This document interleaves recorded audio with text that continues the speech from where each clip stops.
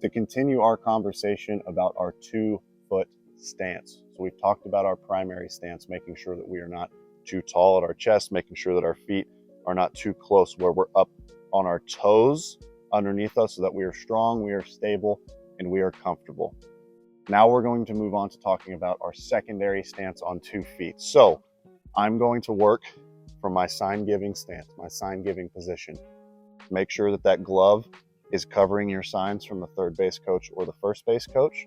Make sure that your right hand is tucked deep enough to where we are not showing our signs to anybody in the dugout if we were to show signs down here. And also that the first base coach or the runner on first base is not able to see those signs, okay? So we're gonna move from our sign-giving stance. I'm going to call a fastball here, just right down the middle to keep it nice and easy. And I'm gonna work into that primary stance that we talked about, where I'm grounded, I'm comfortable, everything is directed back towards the field, and I feel athletic and able to work out of this position. I personally like to hop into my secondary stance because it's easy for me to make that transition. So a couple notes here whenever we are moving into that secondary stance. I'm going to work into a little bit wider base.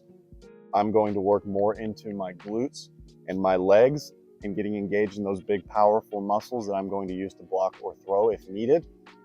And I'm going to be a little bit higher. Now, whenever I do this, that doesn't mean that we're going to jump way up here, okay? We want to make sure that we are still low enough to present a good target, and we are still in a very good position to work out of this stance. So I'm going to hop into my secondary. I'm going to work a little bit more onto the balls of my feet than if I were in my primary stance, and I'm going to be ready to go.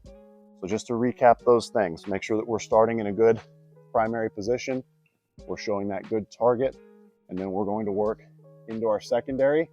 And now I am much more athletic and ready to move down to the ground if I need to, or ready to work out and come up ready to throw. If we are not athletic, if we are not comfortable, and if we are not engaged in that secondary stance, that could present some problems for us that we want to work to eliminate by how we are getting into that stance.